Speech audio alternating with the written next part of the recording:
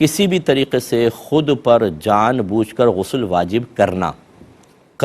ٹھیک ہے، اس میں میاں بیوی کے جسمانی تعلق بھی آ جاتا ہے، یا خدا نخواستہ اور کسی ذریعے سے غسل واجب کیا خود کے اوپر، کوئی ایسا طرز عمل اختیار کیا، اس سے روزہ ٹوٹ جائے گا۔